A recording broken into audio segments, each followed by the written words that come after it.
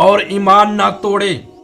इसलिए अल्लाह ताला ने उस बंदे को इतना नवाजा कि अब जिंदगी भर पैसे की कमी नहीं होगी, तंगस्ती नहीं आएगी, गरीबी नहीं आएगी। तो अल्लाह ताला ऐसे अपने बंदों पर आजमाता रहता है। लेकिन जो बंदे जो हैं चंद रुपए के चक्कर में न जाने क्या क्या कर देते हैं। अगर कोई उसके जगह पे इंसान होता तो अब तक वो रोजा को तोड़ दिया होता और 1 लाख रुपए ले लिया होता। लेकिन मैं ऐसे इंसानों को कहता हूं कि रोजा कभी भी तोड़ा ना करे, चाहे ईमान की बात आए, चाहे तालीम की बात आए, तो एक कतई चाहे लाख चाहे 2 लाख मिले, हमें कुछ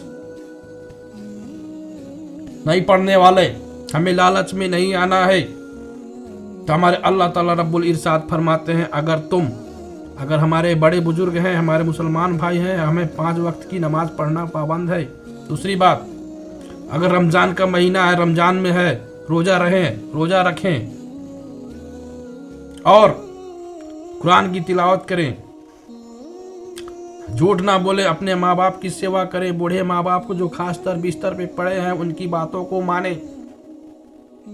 अगर वो माँ बाप तुम्हें आवाज लगाते हैं तो उनके पास बैठकर 2 बातें कर लिया करें, वो जो मांगते हैं उन्हें पूरा करें।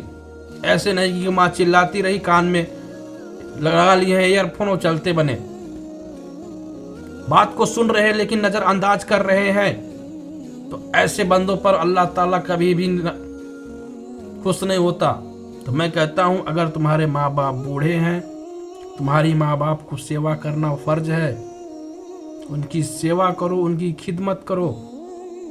और मैं ये कहता हूं कि मेरे भाई, मेरे मोमिन भाई, अगर तुम कहीं परदेश में जाते हो कमाने के लिए, तो तुम्हारी माँ जो है हमेशा अपने दिमाग में लगा के रखता है कि हमारा बच्चा बाहर परदेश में गया है काम करने के लिए, रुपए कमाने के लिए, पैसे कमाने के लिए, चंद रुपए लाने के लिए। कैसा होगा, किस हाल में होगा, कैसा खाना बना रहा होगा, कैसा खा रहा होगा। माँ को चिंता लगी रहती है, लेकिन वहाँ बेटा को कोई फर्क नहीं पड़ता कि माँ वहाँ कैसी होगी, किस हाल में होगी। तो मैं ये कहता हूँ कि माँ से बड़ा जो अल्लाह ने तालीम दी है, अल्लाह ने सब माँ का बहुत बड़ा दर्जा दिया गया है। इसीलिए बोलते हैं माँ के पैर तल जन्नत है। इसीलिए मैं कहता हूँ मेरे मोमिन भाई, अपनी माँ को खिदमत करो, सेवा करो, इज्जत करो और कभी भी गुस्सा ना करें और उन पर हाथ तो बिल्कुल भी ना उठाएं। और मैं ये कहना चाहता हूँ, वो परदेश में जाते हैं तो अपने माँ बाप से, जो उनके माँ बाप बूढ़े हो जाते हैं, तो उनके कॉल पे या फोन पे कुछ बातें कर लिया करें, ताकि उन्हें भी लगे कि जैसे मैं उन्हें महसूस करती हूँ, मैं उन्हें चिंता करती हूँ, हमारा बेटा भी मुझे भी उसी तरह से चाहता है, उसी तरह से मोहब्बत करता है, उसी तरफ से मानता है, मुझे भी उसकी फिक्र है। तो ऐसे माँ बाप का दिल फक्र से ऊंचा हो जाता है। और जो बंदा जाता है, कभी साल भर, 2 साल या 5 महीने या 2 महीने फोन नहीं करता, वैसे माँ के दिल पे क्या बीतेगी।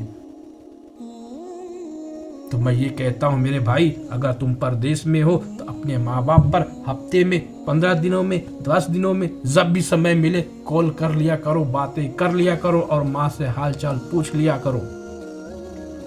तो मेरे भाई, अगर इस वीडियो से आप को क्या सीख मिलती है, क्या सबक मिलती है, हमें ज़रूर कमेंट बॉक्स में ज़रूर बताएं। और कमेंट बॉक्स में माशा अल्लाह लिखना ना भूले और इस वीडियो को ज़्यादा से ज़्यादा शेयर करें, ताकि हमारे बंदे को इस वीडियो से जो सीख मिले हमें कमेंट बॉक्स में बता सके। और मैं ये आप लोगों से कहता हूँ कि 5 वक्त की नमाज ज़रूर पढ़े और तालीम करें।